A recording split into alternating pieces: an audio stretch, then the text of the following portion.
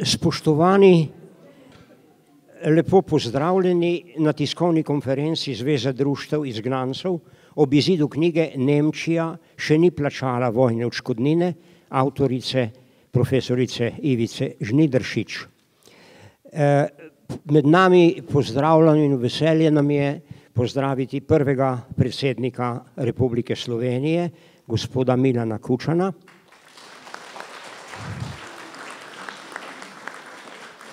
In častnega predsednika Zveze borcev narodno-osvobodilnega boja Slovenije, gospoda Janeza Stanovnika.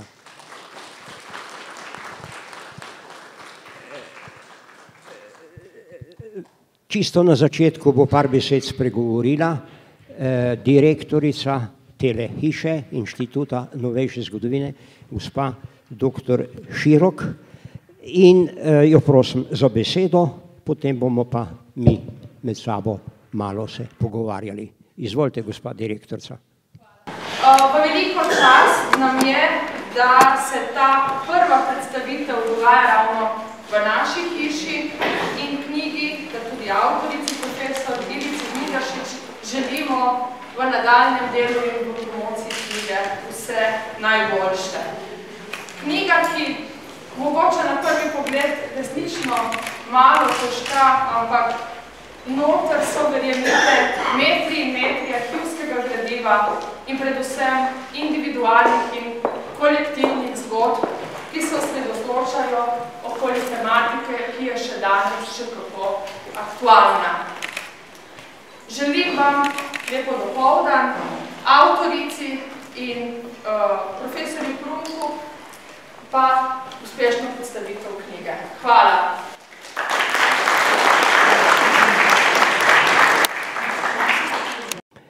Dovolite mi, da zaradi prisotnosti medijev, žal jih je malo, to je pač politika slovenskih medijev, da zelo svojevoljno, kar imajo seveda vso pravico, se odzivajo ali ne odzivajo na tiskovne konference za pomembne ali manj pomembne dogodke. Dovolite torej, da zaradi prisotnosti tistih medijev, ki so, in tudi zaradi vas, rečem par besed o Zvezi izgnancev, zvezi, ki zastopa slovenske izgnance v času druge svetovne vojne iz Slovenije, ki so jih izgnali vsi tri okupatorji, največ nemški. Vsi okupatorji so slovenskemu narodu načrtovali narodno smrt ali etnocid, kot se to danes reče strokovno.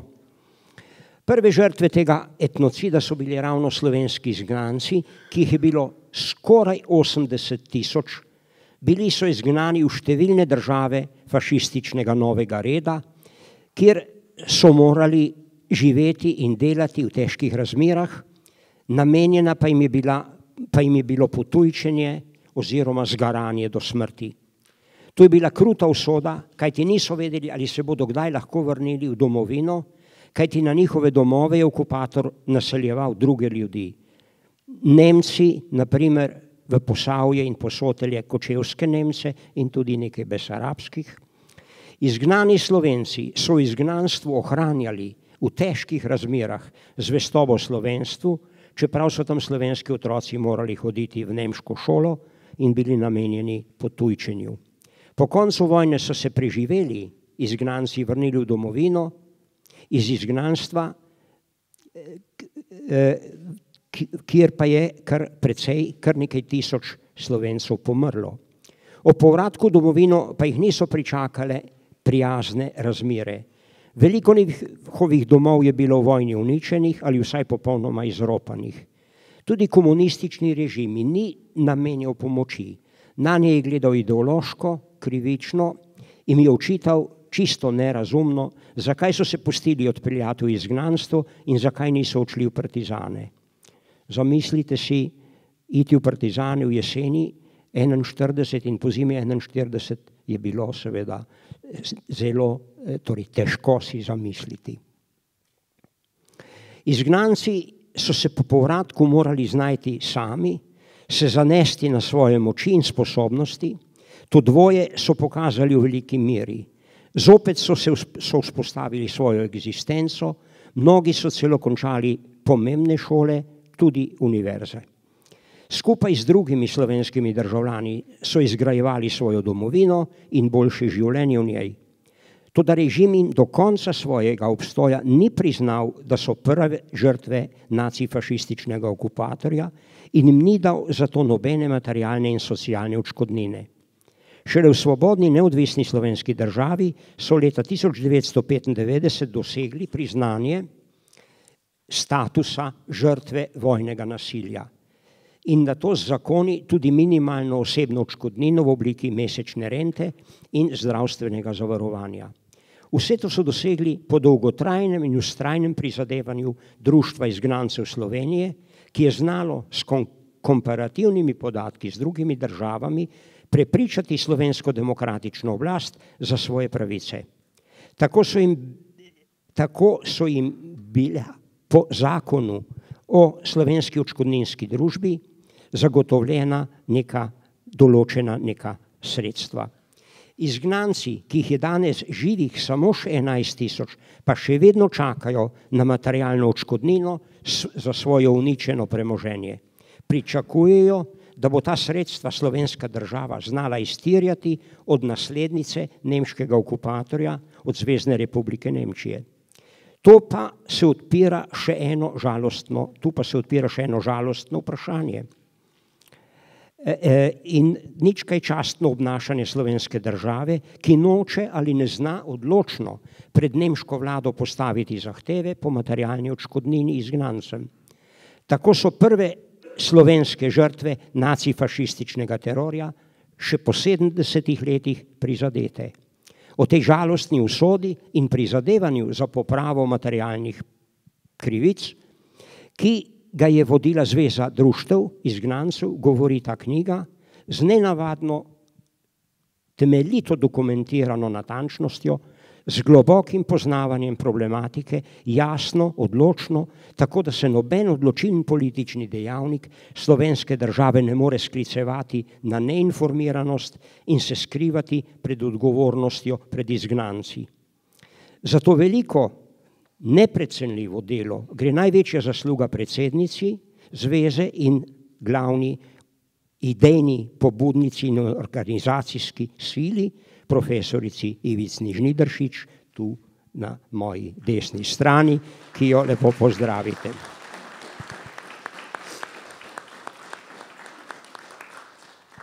Velika zasluga gre tudi magistru, doktorju Francu Žnidaršiču, ki se je kot poslanec in državni sekretar v Ministrstvu za delo, v državnem zboru in v vladi s številnimi predlogi, memorandumi, poslanskimi pobudami prizadeval za izplačilo odškodnine za materialno škodo izgnancev. Obema še enkrat tu najprisrčnejša zahvala.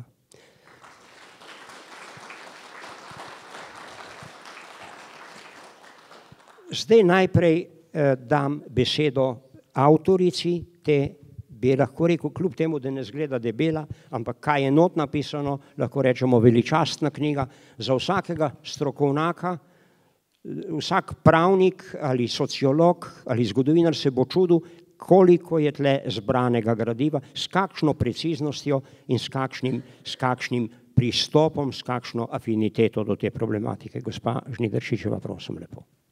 Hvala lepa, profesor Prunk, za te pohvalne besede. Hvala, da ste prišli na predstavitev te knjige, kljub temu, da so počitnice in se je kar nekaj ljudi upravičilo, da ne more priti.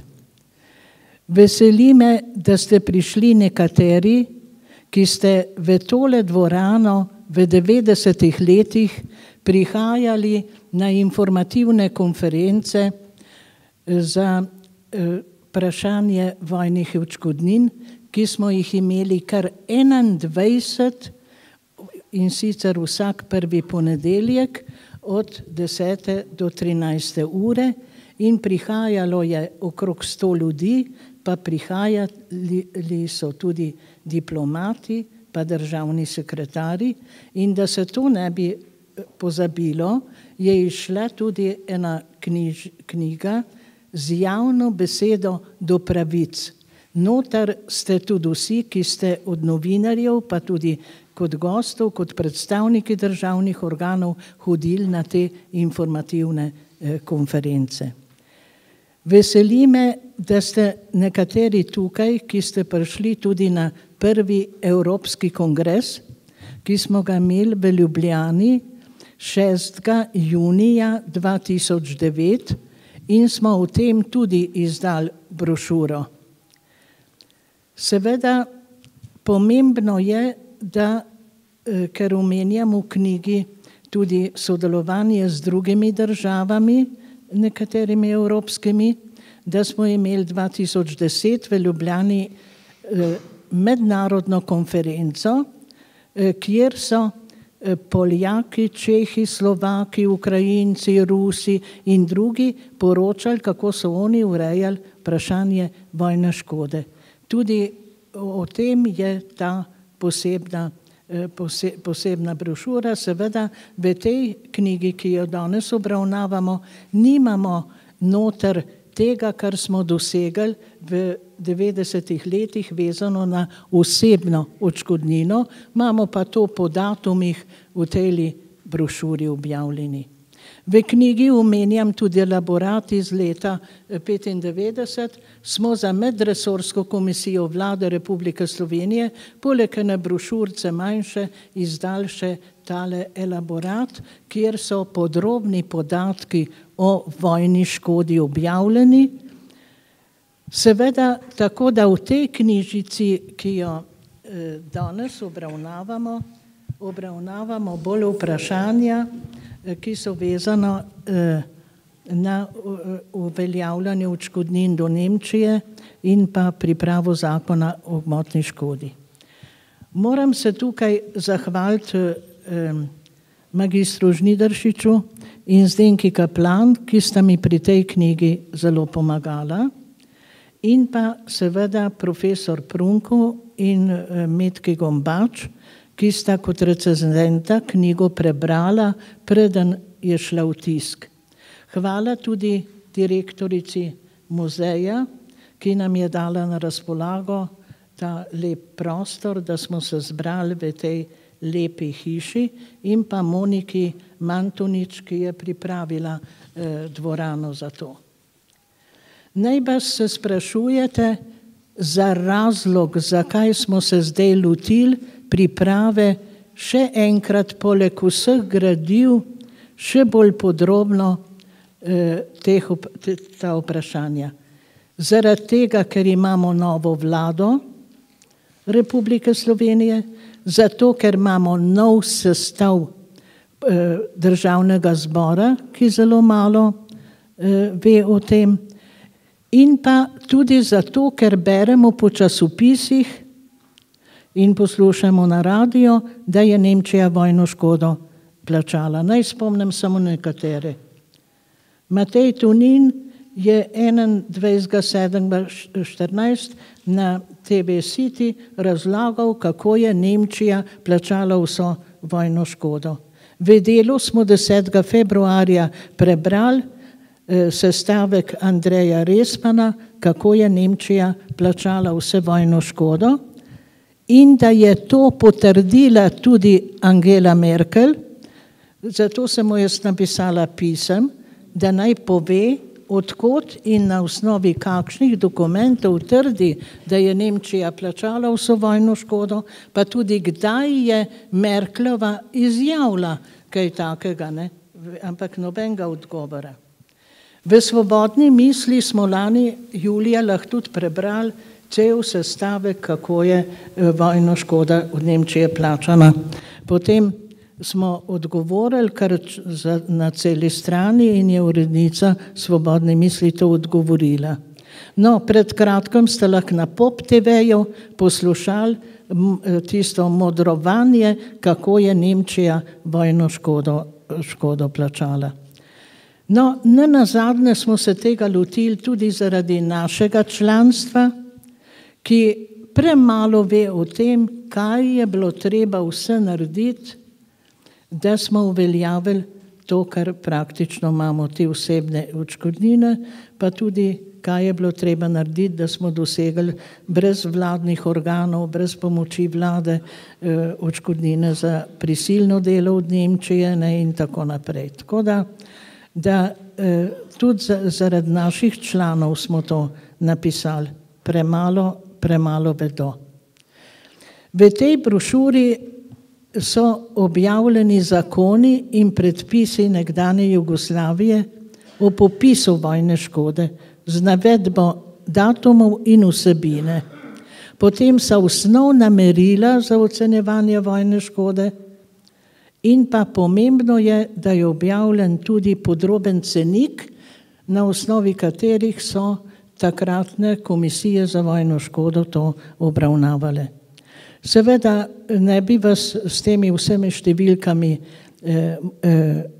zadržvala, ampak lahko vam povem, da je po teh podatkih, ki sem jih jaz obdelala in to iz poročil Komisije za vojno škodo 19. maja 1945, 11. in 28. septembra 1945, 13. maja 1946 in po dopolnitvi k poročilu iz 30. septembra 1946 je bila materialna škoda v Sloveniji ocenjena na več kot 47 milijard dinarjev, od tega pa 23 milijard osebne škode.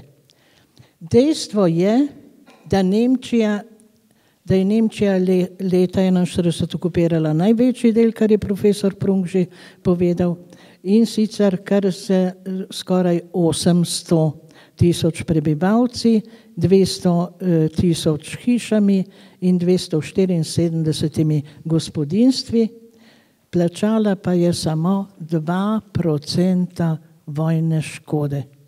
Samo 2% vojne škode.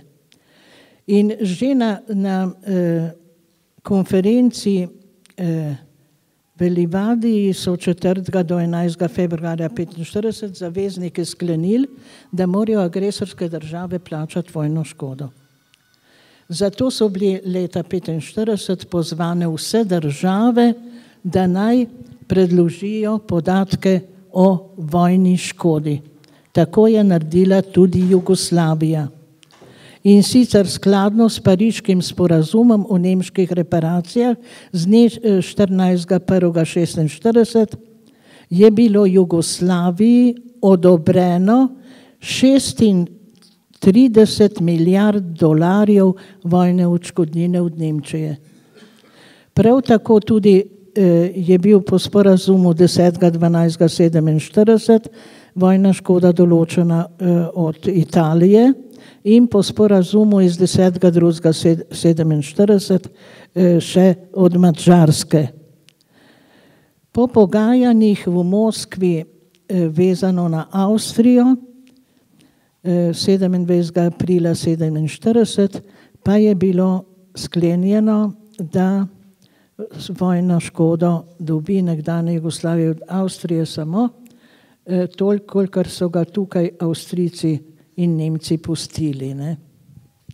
Tako da konkretiziralo se je pa to potem z sporazumi iz 1955, kjer se je Avstrija Jugoslaviji obvezala, da bo odškodnine plačala Avstrijcem, ki so za premoženje, ki so ga pustili v Jugoslaviji. Zato bi to, kar je v Sloveniji ostalo od Avstrijcev in Nemcev, treba, da gre v sklad za poplačilo vojne škode. No, logično, da so podatki o tem, koliko je na mirovnih in reparacijskih konferencah bilo odobreno bivši državi. Zato je zanimivo vedeti, kaj je bivša država dobila. To je tako malo, da je komaj vredno omembe, vendar v knjigi je natančno napisano, da je dobila Jugoslavija od tistih 36 milijard dolarjev le 36 milijonov ameriških dolarjev. Potem so dobili za zavarovanje, za socialne zavarovanje delavcev 26 milijonov. Potem leta 1993 8 milijonov za eksperimente, ki so jih delali v taboriščih. Potem je pa seveda tisto znameniti kapital Hilfe z leta 1972, kjer je Jugoslavija dobila prvih 300 milijonov. Se oproščam. Dobila 300 milijonov D-mark in pa potem še po sporazumu iz leta 1974 700 milijonov mark. Ja, seveda, najdeli smo tudi podatek o tem, kaj je dobila od tega Slovenija. Leta 1956 160 milijonov ugodnega kredita in 73 od kapital Hilfe 330 milijonov. Italija je v glavnem vojno škodo plačala. Tisto, pa ni bilo urejeno, se je pa urejalo tam v 70-ih letih z osimskimi sporazumi. Madžarska je bila obvezna, hvala lepa, Madžarska je bila obvezna, da plača 85 milijonov ameriških dolarjev in je to tudi poravnala. Kot sem že rekla, od Avstrije je pa to se urejalo tako, da je bilo puščeno to premoženje. Seveda, mi smo spremljali to, kaj se dogaja s tem avstrijskim premoženjem. In smo bili ogorčeni, ko smo v časopisu prebrali, da naša država kar nekaj ureja in vrača Avstrijcem, tako da so nekateri dvakrat dobili odškodnino od Avstrije in odškodnino ponovno od tukaj. Tako da smo celo razmišljali, da bi treba proti politikom, ki so takrat to delali, kazensko jih preganjati. Mi smo nekajkrat upozorili Rupla, da je treba, da se drugače glede tega obnaša in da se naj ne hvali, koliko je Avstrijcev vrnil, če smo dolžni, če je to Avstrija jim povrnila. Zdaj, v knjigi, kot sem že rekla, omenjamo tudi druge evropske države. Mi smo leta 1992 obveščali vlado in ministrstvo za zunanje zadeve, kako so to po združitvi Nemčije urejale Poljska, Češka, Slovaška in smo celo uspeli njihove tiste osnutke dobiti, ne? In smo predlagali, da bi to naredila tudi Slovenija, ki sploh nima sporazuma še podpisanega z Nemčijo. Ampak o tem, če koga posebej zanima, imamo posebno brošuro, kako so drugi to urejali. 3 poglavja imamo namenjena temu, da sem iz not opisala vsaj nekaj, pa vam moram povedati, da je tega ogromno še na Društvu izgnancev Slovenije, nekaj podatkov, kaj smo se mi kot društvo dogovarjali z Nemčijo. In moram reči, da sem zelo vesela, da je naš doktor Frlec, vi ste bili takrat veleposlanik, 91, 92, minister, s katerim smo zelo dobro sodelovali, vas parkrat omenjam tudi noter v knjigi, smo dobro sodelovali z vami. In zdaj seveda v knjigi sem omenila, kaj smo mi že 91. leta kanclerju Kohlu pisali, da so nerešena vprašanja in potem Šrederju. In je za naše poslance, pa za našo vlado, ki se bo lotila te izterjave, pomembno, da preberejo, kaj so nam odgovarjali na ta pisma, ker to lahko pri pogajanjih močno uporabijo. Tako da seveda mi smo pisali tudi Clintonu, predsedniku ameriške države, da naj nas podpre tako, kot podpira Jude, ker Amerika misli, da je bil genocid v drugo svetovno vojno narejen samo nad Judi. Tako da ko smo imeli delegacijo potem na Društvu izgnancev v Slovenijo, smo se čudili, kako niso nič vedeli o tem. Omenila sem tudi dragoceno pomoč dolgoletnega predsednika Mednarodnega komiteja Rdečega križa, Kornelija Samarugo, ki je praktično bistveno vplival, da je priporočil na Mednarodno organizacijo za migracije, naj nas resno jemljajo, in smo uspeli tudi s tem, ker je povedal, da kaj smo in kdo smo, da smo potem uspeli mimo države izterjati tisto odškodnino za prisilno delo. Prav tako omenjam tudi to, kar bi lahko izkoristila bila tudi takrat država, sodelovanje z angleškim humanistom in njegovo odvetniško skupino Martinom Dejem, ki je 7. junija 2000 v nemškem parlamentu branil naša stališča Društva izgnancev Slovenije in našo prisilno delo, ker nas država Slovenija ni dala v zakon. Tako so noter dali Čehi, Slovaki, vsi srednjoevropske države, Slovenija pa ni bila zainteresirana, da gremo v zakon, ki je bil sprejet v nemškem parlamentu avgusta 1992. Tako da to je prav zanimiva štorija, lahko bi imeli posebno knjigo, kako smo mi to potem dosegli. Navedla sem noter v knjigi tudi kar precej, tam na strani 118, argumente, ki jih lahko naša država uporabi za izterjavo vojne škode. Vesela sem, da je tukaj tudi naš bivši predsednik Milan Kučan, ki ga v knjigi tudi omenjam, ker je nekajkrat bil v situaciji, da je se pogovarjal z nemškimi predstavniki in bo mogoče tudi nam kaj rekel o tem.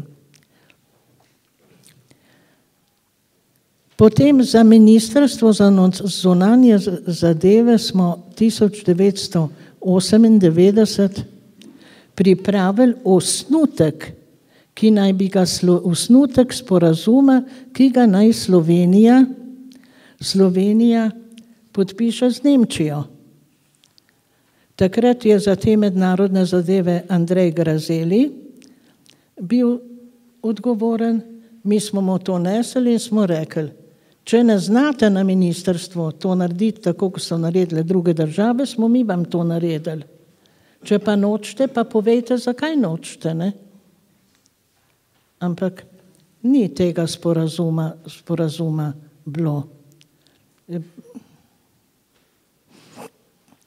Navedla sem tudi pobude, ki smo jih dajali državnim organom.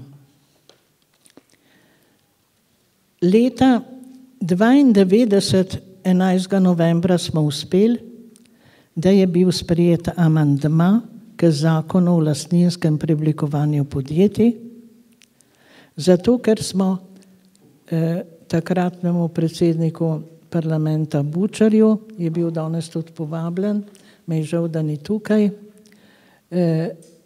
smo rekli, da se ne sme razprodati premoženje, ki je bilo zgrajen, sicer malnem, ampak tisto kapital Hilfe, ki so dobili, ker smo pač našteli podjetja, ki so bila zgrajena v Sloveniji s tistim dobljenem. In da ne dovolimo, da to država zdaj razprodaja. Ne? ampak da naj da makar v material nam, pa mu mi prodali, ampak so pol tisti 33. člen v zakonu sprejeli, da se mora del kupnine dati v sklad za poplačilo vojne škode. Že leta 1993 smo pripravili osnutke zakona o vojni škodi zaradi izgona, izgube življenja, poškodovanega zdravja in lastnine.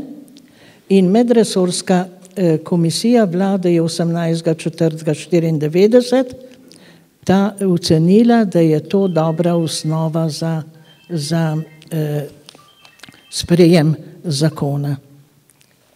Ne boste verjeli, da smo odreagirali tudi leta 1994, ko je bil razpisan Sklad Republike Slovenije za sukcesijo o prevzemu odgovornosti iz nasledstva nekdanje Jugoslavije. Pripravili smo pregled, kaj bi morala Slovenija terjati tudi na račun tiste dobljene vojne škode od agresorskih držav. Takrat so ocenili, da je skoraj 9 milijard nam zvezna država dolžna in to je bilo tudi v poročevalcu Državnega zbora objavljeno.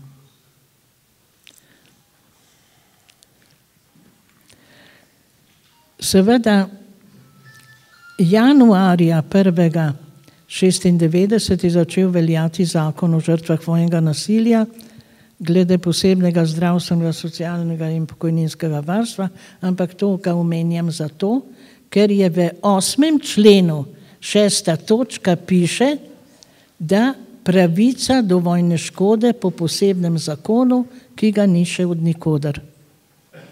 To se pravi, se lahko poslanci pa vlada tudi tole malo pogleda. Nisem v knjigi navajala, kaj so na pobude o gmotni škodi odgovarjali iz Vrhovnega sodišča Republike Slovenije, iz Ustavnega sodišča. Ustavno sodišče je celo ob odgovoru navajalo, da ni pristojno, da odloča o tem, kar je,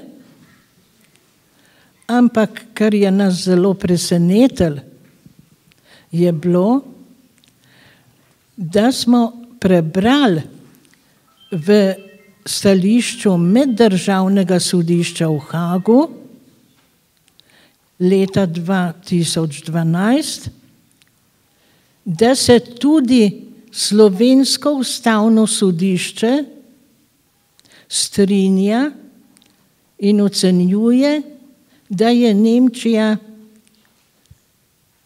da lahko ima imuniteto do vprašanj vojne škode. Zato sem jaz že v uvodu v to knjigo napisala, da so vprašljiva stališča slovenskih pravosodnih organov, ker je mednarodno humanitarno pravo treba razlagati tako, da vojni in določa, da vojni zločini ne zastarajo.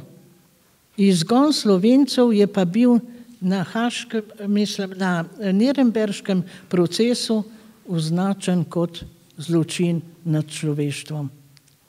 Tile se pa kar razmišljujejo in potrjujejo neke zadeve. Ne? Naj povem, da je zbrano dovolj podatkov za vse državne organe, da nobenem ni treba zbirati nič več. Jaz sem celo tam v uvodu rekla, da gre sedaj za politično odločitev, ali hočejo to politiki, da bojo zdaj končno iz druge svetovne vojne nerešeno vprašanje rešili, ali mislijo začeti pogajanja z Nemčijo, kdaj bo se začela ta pogajanja, kdo jih bo začel, katero ministrstvo bo določeno za pripravo zakona o gmotni škodi Kdo bo pripravil predlog, kako se revalorizira dinar iz leta 1941? Jaz vam moram reči, da smo mi to že tudi naredili in smo že 2008 pravosodnemu ministru tudi dali te zadeve, koliko je to bilo pol dinar v tolarje, koliko je to pol v evre, ne? Tako da celo to smo zanje naredili in pa seveda, kako bojo to operativno speljali. Posebno poglavje je noter tudi, kaj je parlament, državni zbor v času naredil. To vam bo pa najbolje z prve roke razložil magister Franc Žnidaršič, ki je bil vrsto let poslanec državnega zbora. Hvala lepa.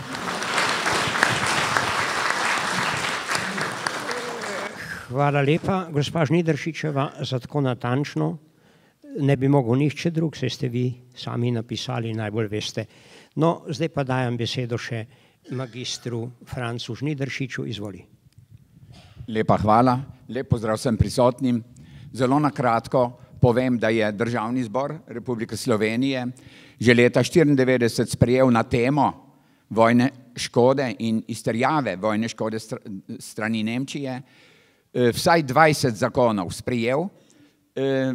Najbolj pomemben je tisti, ki nalaga vladi Republike Slovenije, da takoj, nemudoma in pospešeno sproži pogajanja za rešitev tega problema.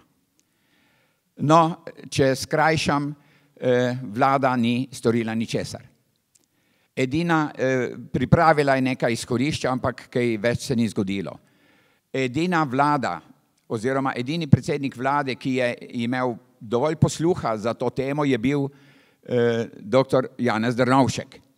Leta 2003, junija meseca, je njegova vlada, prednje kasneje postal predsednik republike, sprejela sklep, da je odškodnina oziroma vojna škoda strani Nemčije odprto vprašanje, neporavnana in da je treba to zadevo rešiti. Takrat je tudi vlada sprejela sklep, da se obnovi delo medresorske komisije, ki naj pripravi podatke, zbere podatke o tej zgodbi in pripravi podlage za nadaljne korake vlade. Moram povedati, da je bilo naloženo zunanjim ministrom, da začnejo uresničevati vladne odločitve in seveda sklepe državnega zbora, vendar so vsi po vrsti, ko smo jih spraševali, ne samo jaz, tudi nekateri drugi poslanci, na to temo, so vsi zatrjevali, kako se trudijo in prizadevajo, vendar rezultata ni bilo nikoli. Sam sem kot državni sekretar prav v času med 2000 in 2004 zahteval od zunanjega ministrstva vsaj en dokument, ki bi dokazoval, da je naša diplomacija poskušala storiti karkoli. Recimo vlogo za začetek pogovorov ali noto ali zahtevek ali karkoli. In nisem dobil niti na urgenco nobenega odgovora. Kasneje mi je pa diplomatski predstavnik iz Rima, ko sem bil na službeni poti v Italiji, povedal, da zunanje ministrstvo nobenega dokumenta nima, zato ga ne more posredovati. Namreč jaz sem bil takrat v okviru ministrstva za delo zadolžen za žrtve vojnega nasilja in sem se ubadal za to vrstno zakonodajo. Skratka, žalostno je, da je naša diplomacija ravnala skrajno neodgovorno in ni upala, po mojem trdnem prepričanju, odpirati te teme napram Nemčiji. In seveda, kljub temu, da so ves čas zatrjevali, kako smo v dobrih odnosih, kar bi morala biti, po moji presoji, olajševalna okoliščina, da se pogovori začnejo, ne pa problem. Ne pa strah pred tem, da bi dobri odnosi trpeli. Ko je minister Rupel izjavil, da so jenjali pritiskati na Nemčijo prav na tej vladni seji, ki je sprejela sklep, da se stvar reši, pred Drnovšku je rekel, da so jenjali pritiskati na nemško oblast zaradi euroatlantskega približevanja. Jaz sem takrat skromno pripomnil, kot prisotni, da je 6 milijard ameriških dolarjev prevelika cena za podporo neke države našemu približevanju tem inštitucijam. Treba povedati, da obstaja neka neugodna okoliščina, to je možna zamera do velike Nemčije, glede na to, da je 70% našega izvoza vezano prav na to državo. Ne? In da bi nam, denimo, slabi ali poslabšeni odnosi lahko škodovali.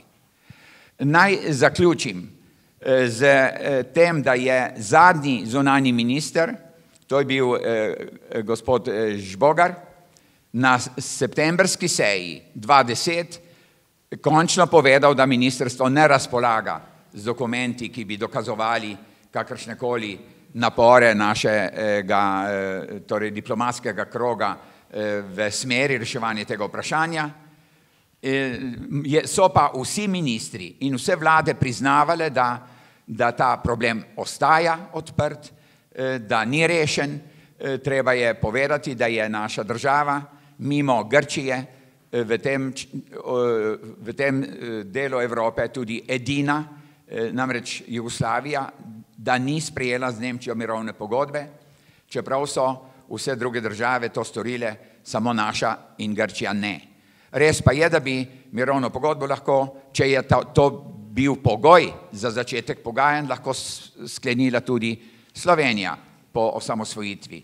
Kajti v nekaj odgovorih nemške strani, denimo tudi veleposlanica nemške države je ob obisku Društva izgnancev Slovenije izjavila, da med drugim, da ta mirovna pogodba ni sprejeta in da bi se v okviru te pogodbe lahko država o tem pogovarjala.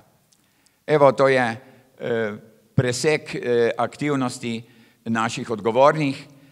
Mi smo prepričani, da je ta sestav oblasti zadnja priložnost, da se nemško državo pocuka za uho zaradi tega, ker nam diktira stiskanje pasu in varčevanje in za ceno lačnih vračanje dolgov nemškim bankam, ki nas hočejo podjarmiti z denarjem, ker nas niso mogli z orožjem.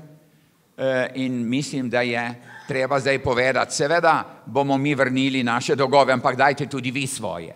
Kajti Nemčija misli, da je dovolj močna, da lahko ignorira pravico majhnih in se tako rekoč izogiba svojim obveznostim, čeprav so bile te obveznosti naložene nemški državi, naslednici Tretjega rajha, strani Združenih narodov, ne? In seveda strani mirovnih in reparacijskih konferenc, mednarodne skupnosti in zavezniških držav. In zato je moralna dolžnost naše oblasti, da se za revni narod in za revne čase krize odloči, da reče Nemčiji, ok, nastopil je čas, da plačate, kar je treba, mi pa se bomo trudili, da bomo vrnili naše dolgove. Jaz bi dodal še to, če se bomo dogovorili za razumne neoderuške obresti in podobno. Evo ga, toliko. Hvala lepa. Hvala lepa, Franci. Mi trije, ki smo tu, smo vam svoje povedali. Zdaj je beseda na vas. Mi bomo mikrofon dali vam. Lahko se javite malo k besedi s kakim komentarjem, s kako pripombo, z vašim vtisom. Izvolite. Sem Špegl Marjan iz Mute. Spoštovana predsednica Društva izgnancev Slovenije, spoštovani ostali visoki gostje. Dovolite mi, da ob današnji predstavitvi knjige Nemčija še ni plačala vojne škode kot otrok rojen v izgnanstvu leta 1942 v Karlovcu podam nekaj svojih misli. To knjigo sem celoti prebral. Veliko mi pomeni in pove. Iz te knjige bom poudaril stran 95, ker je avtorica z naslovom Žrtve vojnega nasilja ima je trajne posledice, navaja, da citiram iz knjige. Medicinska znanost je dala dovolj trdne dokaze, da imajo žrtve vojne, ki so otroštvo preživeli v nenormalnih okoliščinah, vse življenje motnje.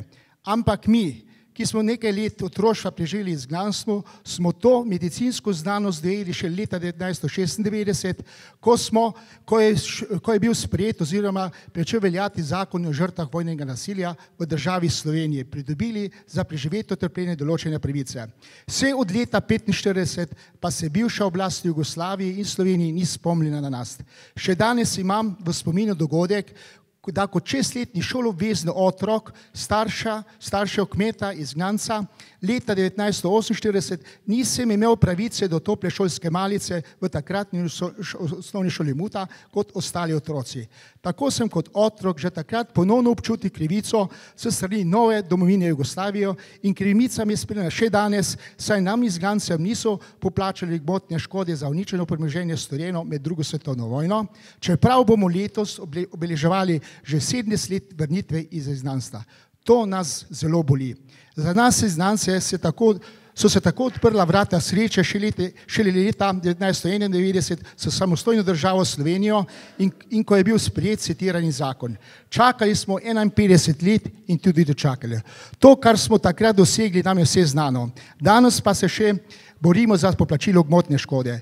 Da smo prišli do tega, je bilo potrebno napisati tudi nekaj knjig o nerešenih in zamolčanih zadevah izgnancev, beguncev, o razsežnosti vojne škode na tleh bivše Jugoslavije. Veliko gradiva je bilo potrebno prebrati in obdelati. Veliko teh knjig je napisala današnja avtorica nove nastale knjige, profesorica Ivica Žnidaršič, predsednica Društva izgnancev Slovenije. Naj tukaj povem, da sem o prebiranju našega časopisa Vestnik prišel do zanimivega podatka in sicer, da je na dan 21. maja 1996 v teh prostorih Muzeja novejše zgodovine prav tako potekala javna predstavitev knjige profesorice Ivice Žnidaršič Nekaj o vojni škodi in pravicah. Na tej predstavitvi ste bili tudi nekateri današnji gostje in novinarji. Kaj želim s tem reči? Reči hočem, da je prav v tem letu, ko je bila napisana omenjena knjiga, začel veljati zakon o žrtvah vojnega nasilja, ki nam je prinesel določene pravice. Danes je promocija nove knjige, iste avtorice na istem mestu, ki mi daje tako tudi upanje, da bo Republika Slovenija tudi pristopila k pripravi in sprejetju posebnega zakona o poplačilu vojne škode za uničeno, premičeno in nepremičeno premoženje in tako izpolnila 6. točko 8. člena zakona žrtvah vojnega nasilja iz leta 1995. Tu pa kot predsednik komisije za odškodnine pri Društvu izgnancev Slovenije še dodajam, da bomo vložili vse napore, da bo Republika Slovenija dokončno rešila problem izplačila te materialne škode. Glasno moram poudariti, da so vse dosedajne vlade, dosedajni predsedniki državnega zbora, dosedajni predsedniki države in razni ministri na razni srečanjih ob našem praznovanju dnevu izgnancev 7. junija in ob drugih srečanjih vedno načelno zatrjevali oziroma omenjali nerešen problem premoženjske škode, vendar dlje od teh zavedanj ni šlo. Iz vseh naših zborovanj Društva izgnancev Slovenije smo preko javnosti sporočali te naše zahteve, še več pošiljali smo razne apele na vlado Republike Slovenije. Naj poudarim, da smo na prvem srečanju koroških izgnancev v Radljah ob Dravi leta 2011, ko je bilo zbranih preko 700 izgnancev, poslali apel noto za ureditev premoženjske škode predsedniku vlade Republike Slovenije. Niti odgovora nismo dobili. Nobena vlada do sedaj ni hotela urediti tega problema, pa vseeno, katera je to bila, desna ali leva. Zato ob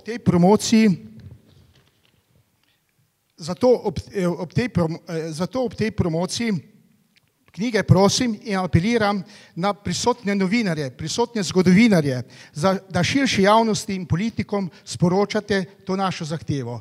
Smo namreč edina skupina slovenskih državljanov, ki nam v 70 letih ni bila poplačana premoženjska škoda storjena med drugo svetovno vojno. Raznim drugim skupinam državljanom pa Republika Slovenija vedno najde ustrezne rešitve. Tudi varuh človekovih pravic je pred kratkim na oddaji na televiziji dejal, da bi bil čas, da Republika Slovenija reši poplačilo materialne škode, tako kot so to reševali druge države. Ta knjiga, ki je danes tu predstavljena, ponuja tudi rešitve o tem. Za zaključek pa še to. Spoštovana predsednica Društva izgnancev Slovenije, profesorica Ivica Žnidaršič, avtorica knjige Nemčija ni plačala vojne škode.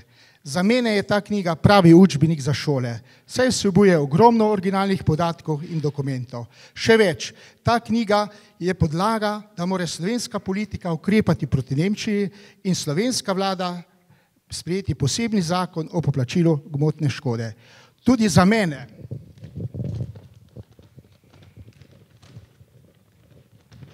je kažipot, da v nobenem primeru ne smemo odnehati glede uveljavitve gmotne škode, ki jo je dolžna država Slovenija poplačati. Na podlagi te knjige in navedb sem vedno bolj prepričan, da ureditev gmotne škode ni samo politično vprašanje, ampak tudi dedno pravno vprašanje. Hvala za vaš trud in delo, ki ste ga vložili v neprecenljivo vrednost te knjige in za vse vaše napore, ki jih vlagate v dobrobit vedno bolj okrnjene skupine izgnancev, beguncev in drugih žrtev vojnega nasilja, saj nas je zaradi naravne zakonitosti smrti počasi ne bo več. Predlagam, da bi v letošnjem 70-letnem obeleževanju vrnitve izgnancev za življenjsko delo spoštovana profesorica Ivica Žnidaršič prejela s strani predsednika države Republike Slovenije ustrezno državno odlikovanje. Za dosego naše pravice je ta knjiga sedaj prvi korak, drugega je dolžna narediti vlada Republike Slovenije. Bodimo odločni in smeli bomo. Morda prav v letu, ko je izdana ta knjiga, Nemčija še ni plačala vojne škode in ko obeležujemo 70. obletnico vrnitve iz izgnanstva. Na koncu bi samo še rekel, postavil eno vprašanje, ker so prisotni eminentni gostje, zakaj? Hvala lepa.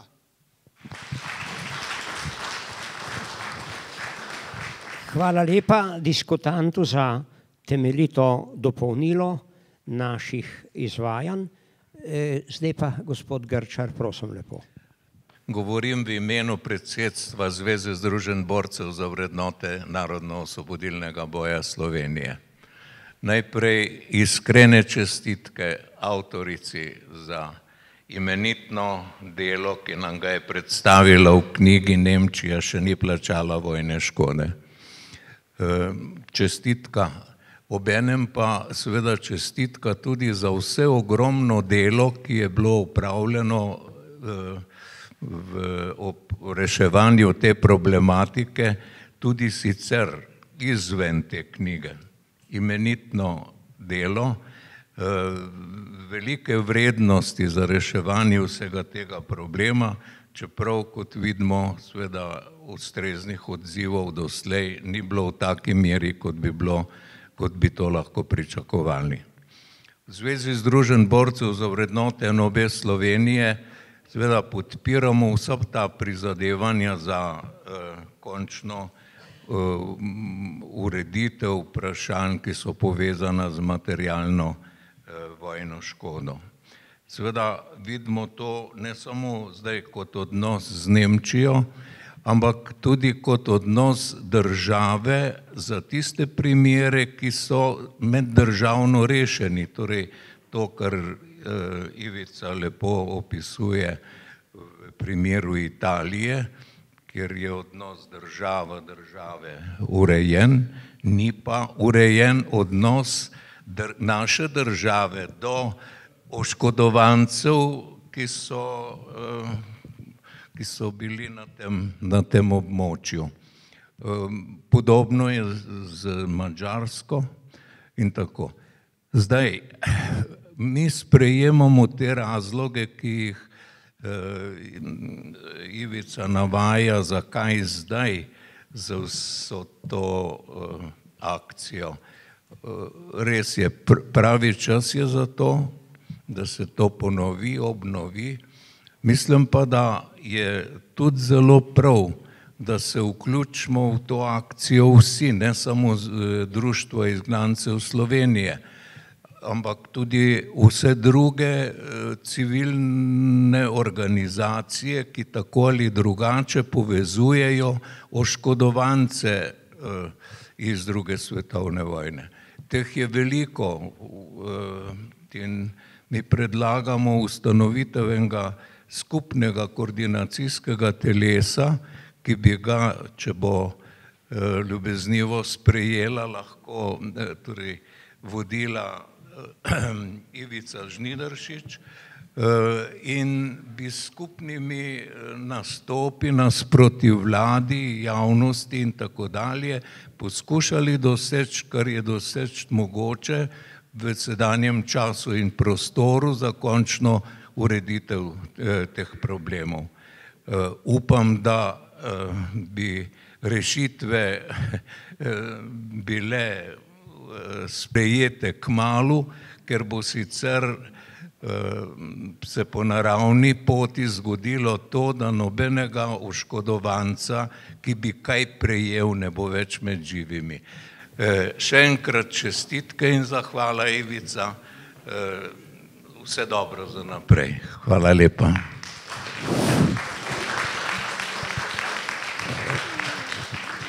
Hvala, gospod Grčar, zelo zanimive sugestije, o katerih bo seveda vredno premisliti. Prosim še nadaljnje poslanec, profesor Trček, prosim lepo. Hvala za besedo, bom kratek za razliko od parlamenta. Najprej pozdravljam članice in člana društva, vse komplimente gospe Ivici, ki je naredila neko delo, po katerem izgovorov ni več. Zdaj, ko vse to poslušam in sem kaj politik v ožjem smislu 6-7 mesecev, se sprašujem, Madonna, zakaj ni bilo to narejeno že 20 let nazaj. Zakaj ni bilo, je soimenjak Franc povedal. Poznate naše politično stališče do tega, veste, da smo bili deležni ogromno posmeha v zvezi s tem, ne zakaj ste pa to dali, pa ti norci, pa Združena levica, pa Grčija, pa tako naprej.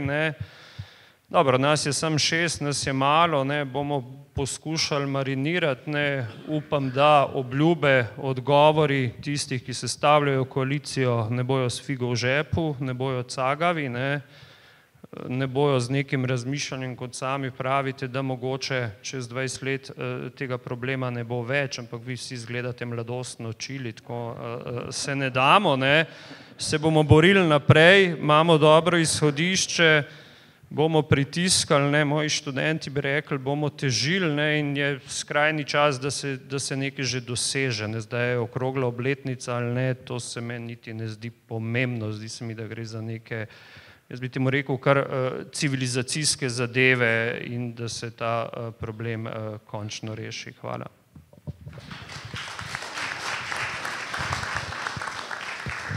Hvala lepa, profesor Trček. Še kdo želi? Izvolite.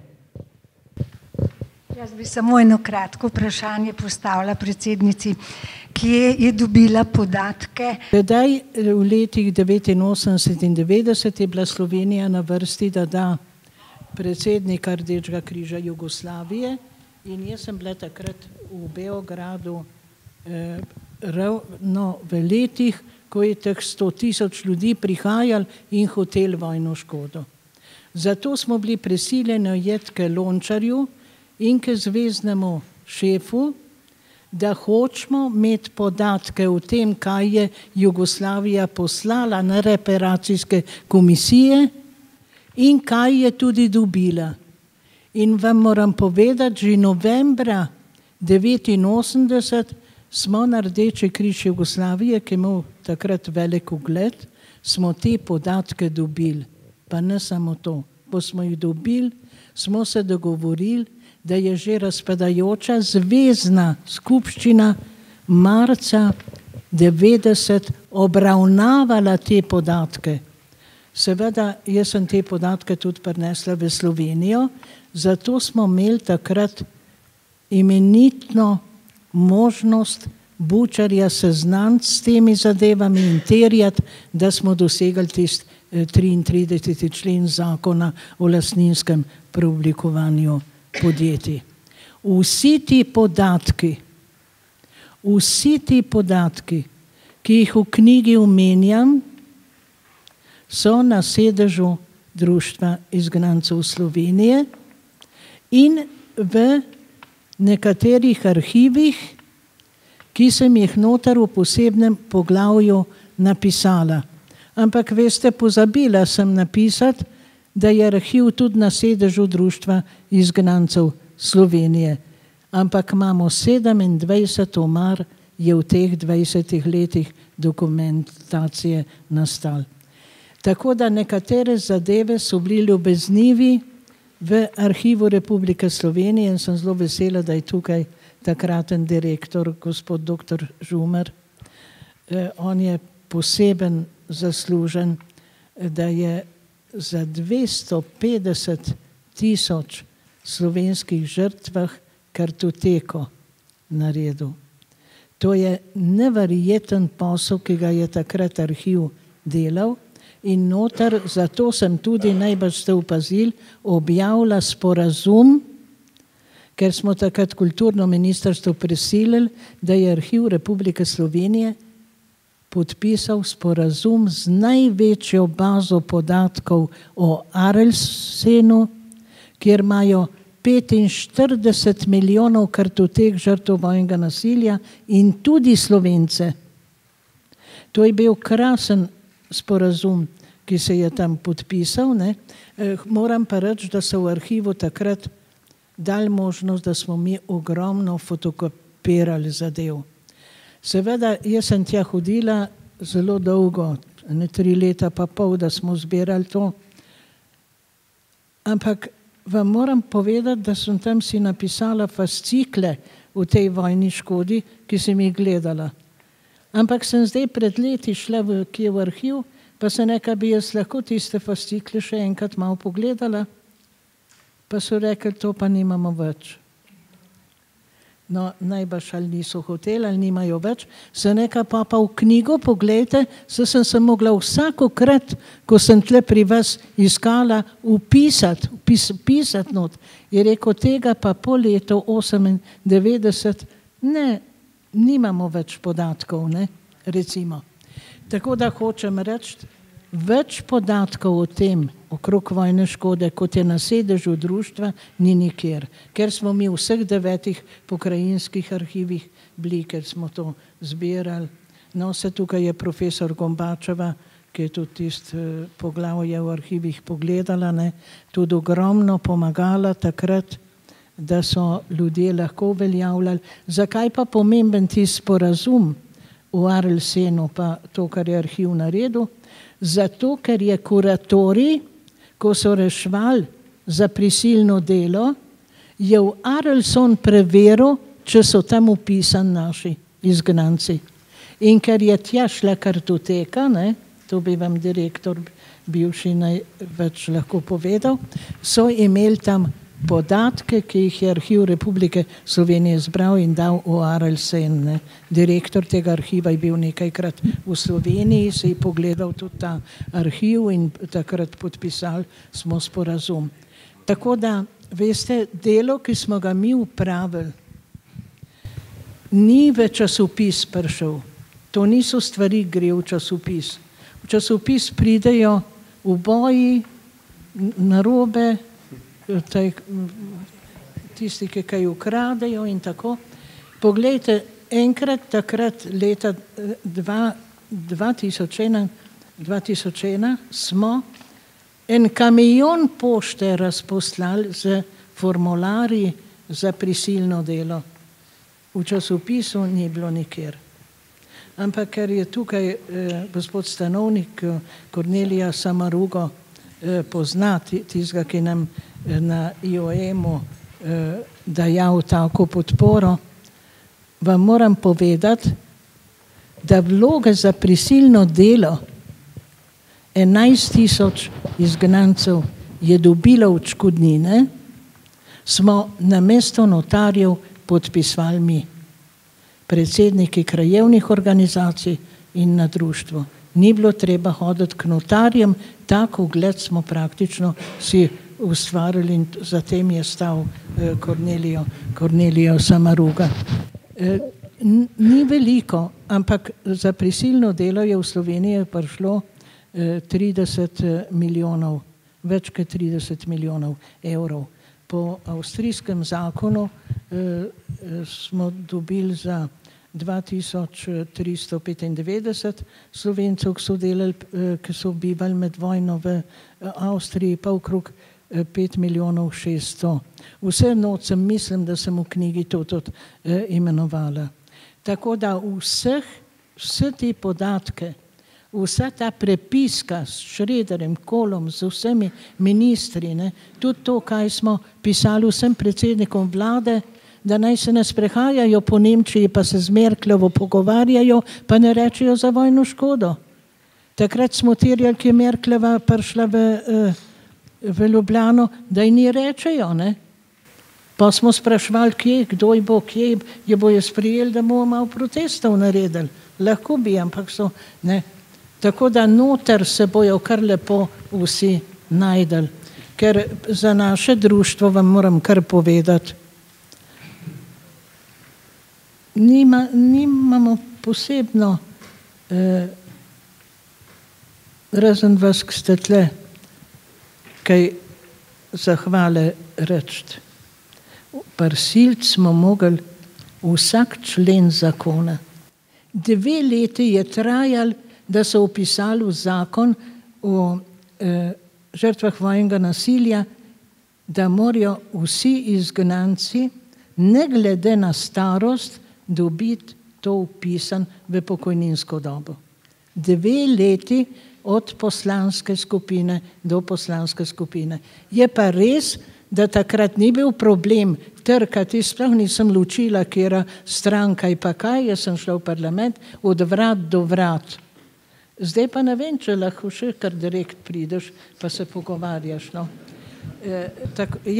Mi recimo smo imeli sestanek, smo šli k Združeni levici 4. novembra,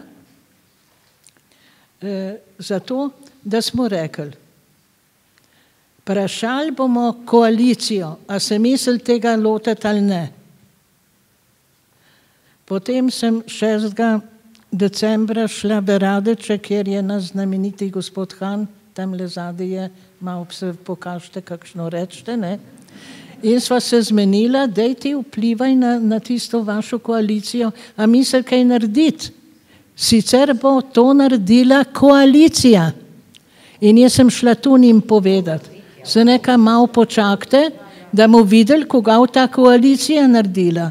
Bolj pomagati Cerarju pa tej koaliciji jaz ne moram, kvečem lahko šimfam, da nas zdaj, tle sem nekam napisala, kdaj smo Cerarju napisali pisem 26.11., da prosimo za pogovor, da bi videli v te možnosti, pa da bi ga seznanili. A misli tisto komisijo ustanoviteljne.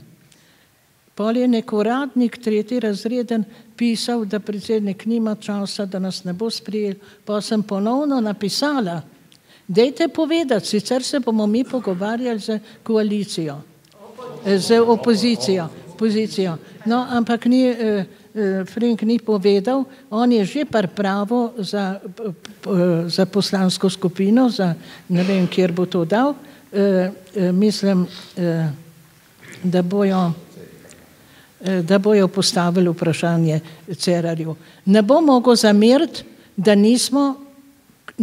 zameriti koalicija, da nismo na njih. Mi smo tudi gospodu Hanu na tisti zboru povedali, da naj pove Cerarju, da smo mi resno društvo in da nič ne pritiskamo, ampak da mislimo se pogovarjati. Tole, da ne odgovorijo. Pisali smo Klemenčiču in smo rekli, doslej zadnja leta je vodila medresorsko komisijo pravosodno ministrstvo.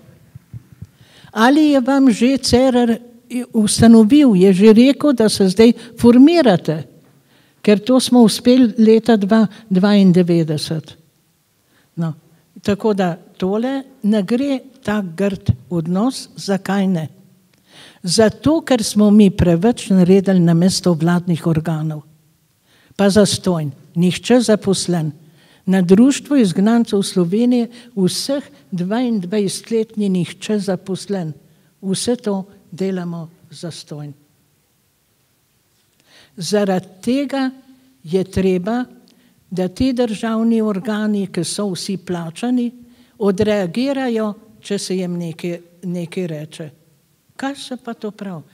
Danes sta oba ministra, finančni in on bila povabljena. Jaz vem, da ne morajo prideti, imajo ogromen dela. Da pa ne mora napisati, ne?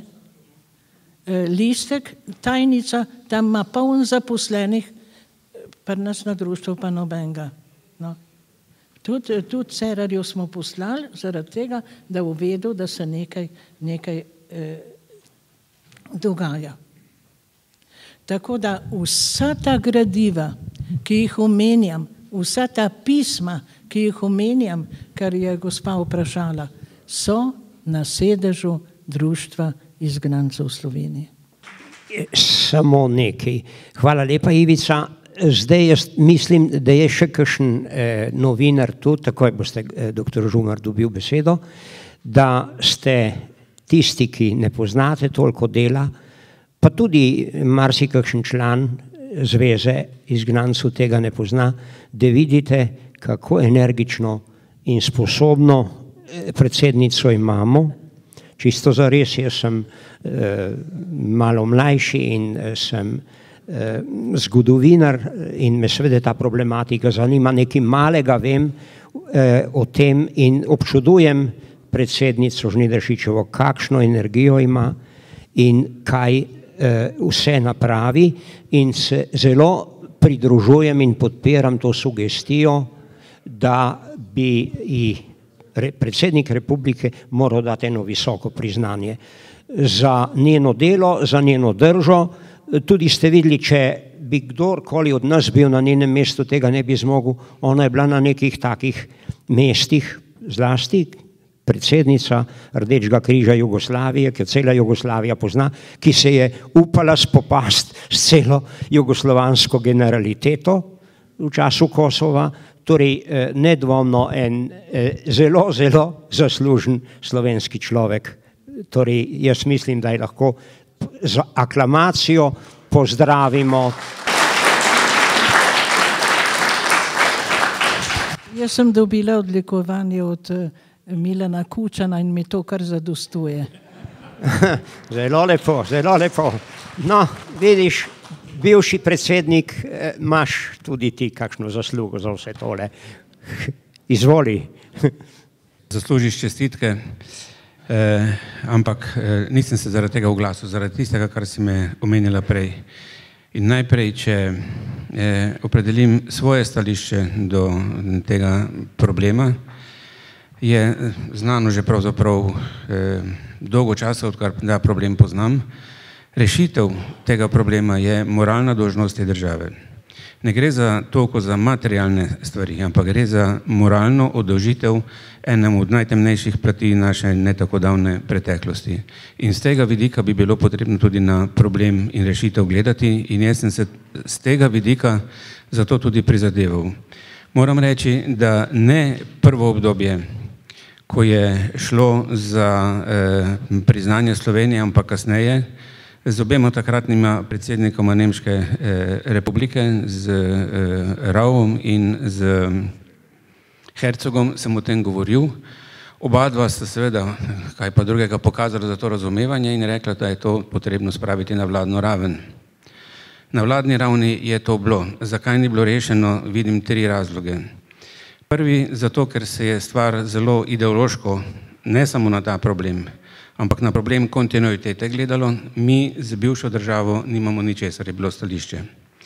Seveda vrsto stvari, na katere je opozarjal že dr. Janko Pleterski, še na nekem sestanku Socialistične zveze leta 1989, kaj vse se lahko zgodi, če ne bomo pripravljeni, če ne bomo znali natančno opredeliti vprašanje kontinuitete, od mej do mednarodnih pogodb in tako naprej, se nam lahko slabo piše. In ena od teh stvari, ki so v mednarodnih pogodbah, je tudi to, o katerem še zdaj razpravljamo. Drugo je vprašanje o sukcesiji.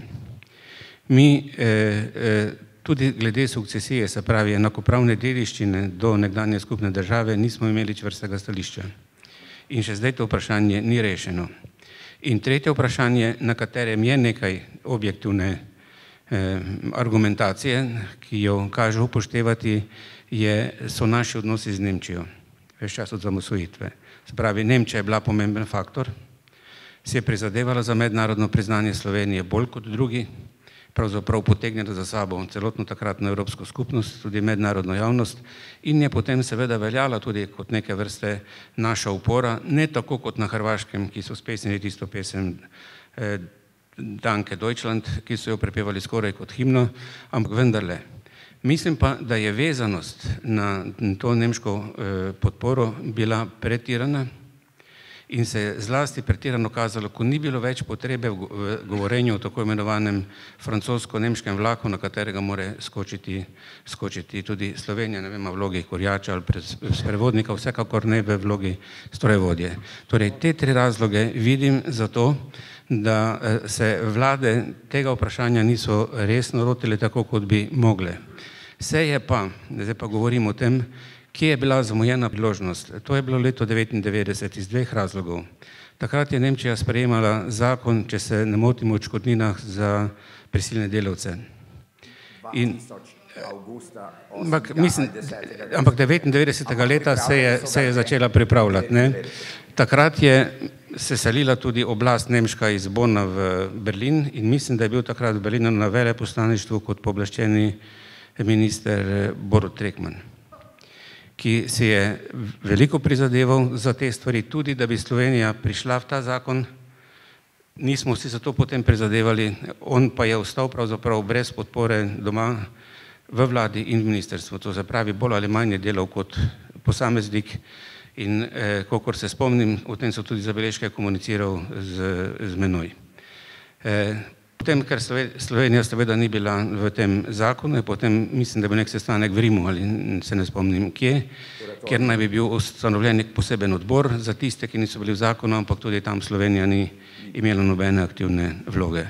Torej, ne glede na to, kdo so bili predsedniki vlad, za to razumevanja ni bilo in tudi moji pogovori z njimi o tem so pokazali na to, da so to razumeli kot ideološko vprašanje in ne kot neko moralno obvezo do rešitve tega problema.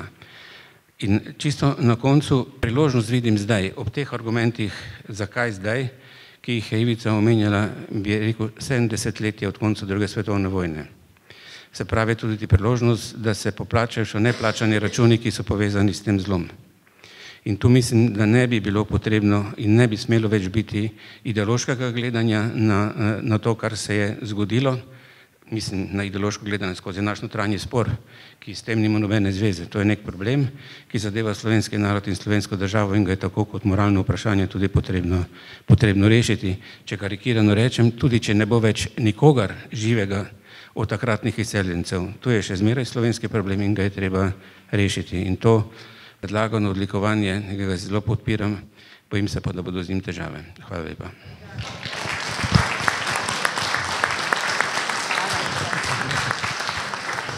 Hvala lepa predsedniku Milanu Kučanu. Ker je bil omenjen gospod Trekman, povem, da sem bil leta 2000 poleti, 14 dni preden je bil zakon spomin, odgovornost in prihodnost sprejet v nemškem parlamentu z našo delegacijo Državnega zbora za zunanje zadeve. In takrat smo govorili tudi o temu, kaj se je zgodilo z prisilnimi delavci.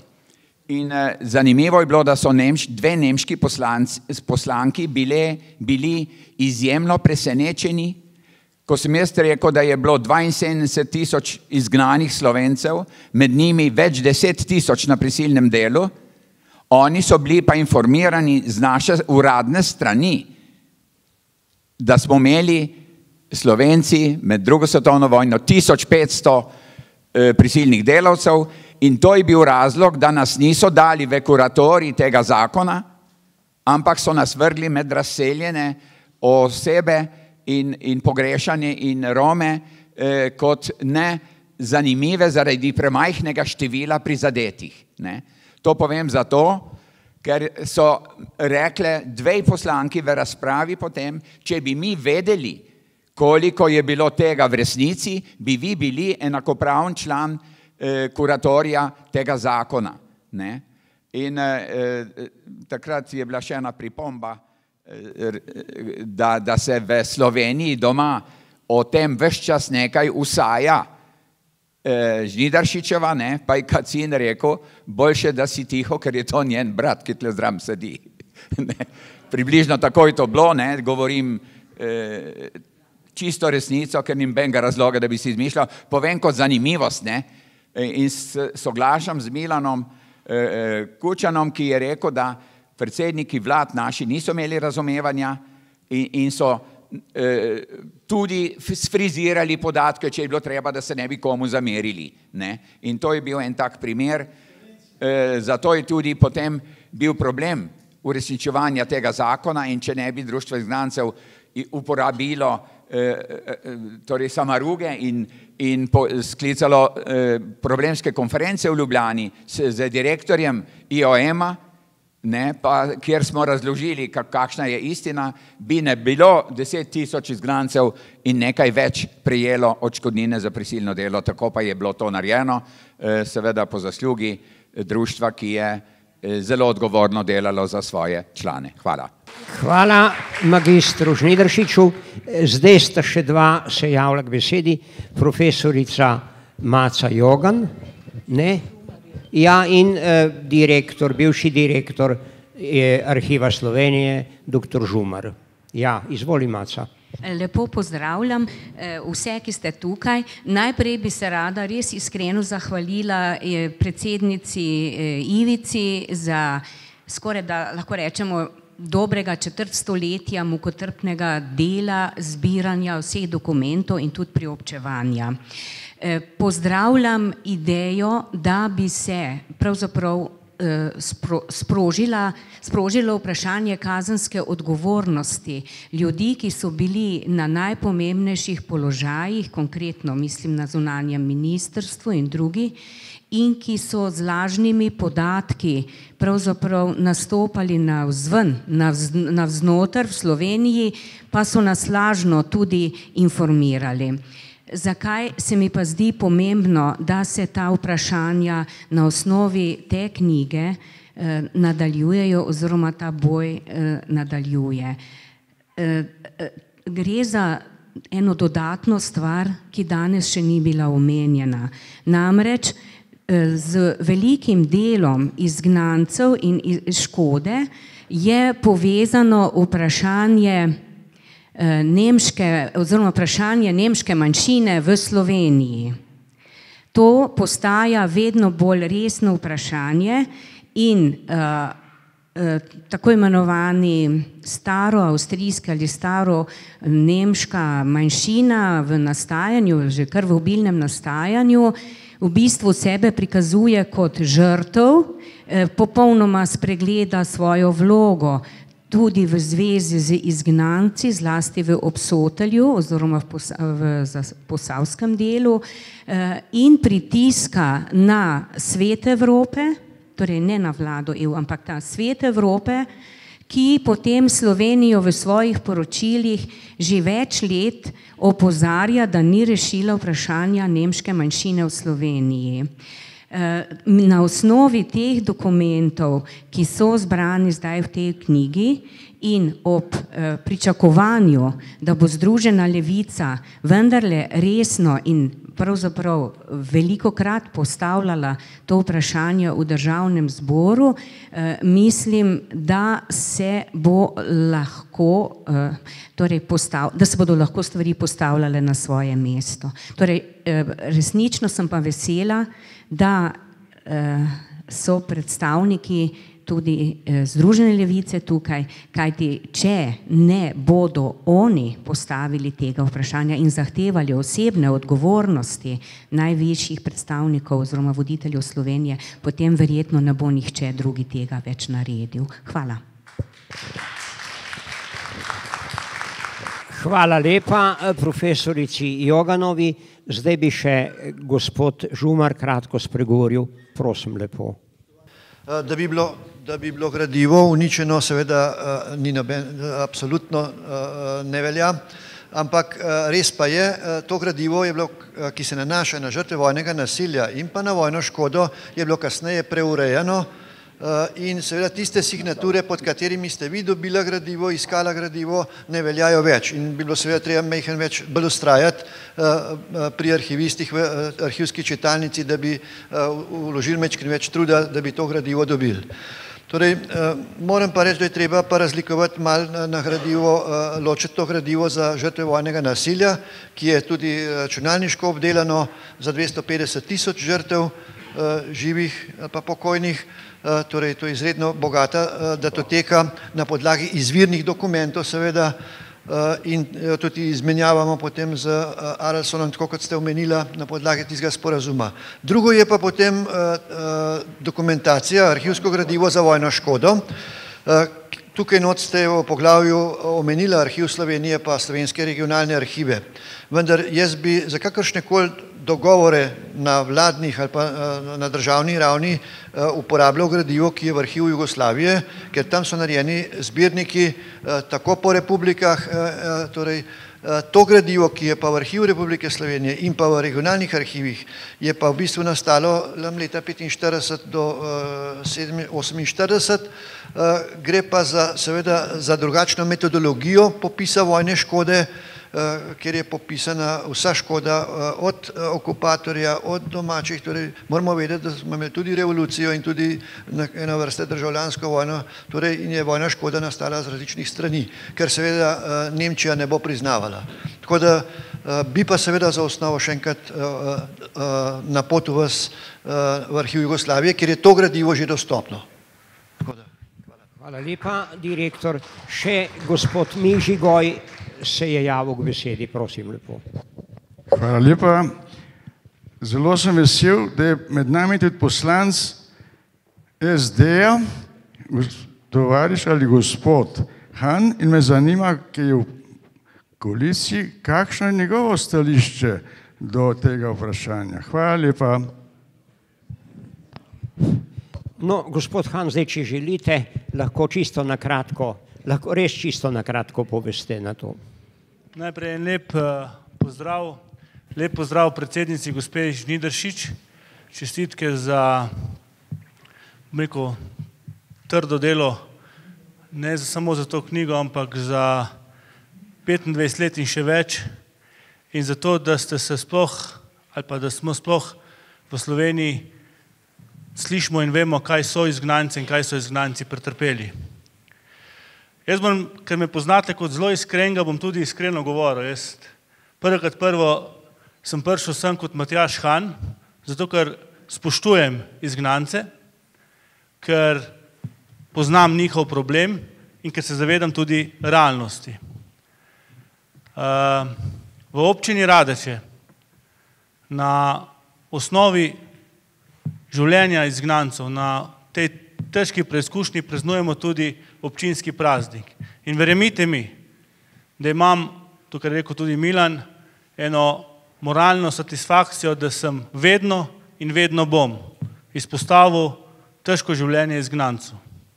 Da pa seveda sem jaz eden in prevzamem odgovornost v parlamentu, ki bom zmeram seveda zagovarjal, ki bom zmeram postavljal vprašanja, rad bi jih pa reševal vprašanja. Ampak pred mano je bil Franci, ki je bil bistveno bolj pomemben poslanec kot s njim Matjaž Han, pa se je isto zaletavil v zid. Kot se verjetno bomo mi tudi zaletavali v zid. Ampak ne bi rad tudi povedal to, kaj jaz na koaliciji govorim, ker je to stvar za zaprtimi vrati, ampak verjamte mi, da izgnanci imate sogovornika tudi v tej vladi, kar se tiče mene. Sem pa jaz eden izmed 90-ih. In kar je in kar bo v moje moči, bom seveda naredil, da pridemo do nekih rešitev. Jaz se vam v zaključku še enkrat, gospa Ivica, zahvalim za vse dobro, kar ste naredila in upam, da bomo zadevo rešili in da ne bomo šli v nek političen, ideološki prestiž, ki ne bo koristil ne vam, še manj pa politikom. Tako da Jaz mislim, da ni pomembno, katera stranka bo predlagala, ampak katera vlada bo zadevo rešila. Tako da imate pa v Matjažu Hanu sigurno sogovornika in človeka, ki relativno pozna zgodbo. Tako da še enkrat hvala lepa in srečno. Hvala lepa, gospod Han, mi smo bili veseli slišati to vašo razlago in vašo obljubo. Mi vemo, da ste samo eden od 90-ih, zdaj imate še na opozicijski listi še tudi 6 zraven, pa še najbrž tudi v vaših koaliciji kaj takih, kot ste vi. Zelo veseli bomo, če boste kaj pokrenili, drugače pa se zavedite, dokler bo Ivica živa in zdrava, bomo še zelo rovarli in javno šli v javnost z svojimi zahtevami, pravzaprav svojim razočaranjem nad našo milo oblastjo in lahko kar malo narodno tej oblasti. Jaz mislim, da danes ste slišali vse sorte, verjetno bomo se še kmalu kaj sestali, zdaj ne boste zamirili, ker ste nekateri prišli oddaleč, bi radi že še tudi kaj druga v lepi Ljubljani videli. Če bom jaz ta sestanek zaključil, vprašam še predsednico, jaz jo vedno spoštujem in vprašam, kako naj se kaj obnašam, tako da če želi Ivica še kaj povedati. Ja, da bi tukaj še ostali, zunaj vas čaka en kozarček, tako da bi se lahko še med tem pauzo še kakšne stvari pogovorili.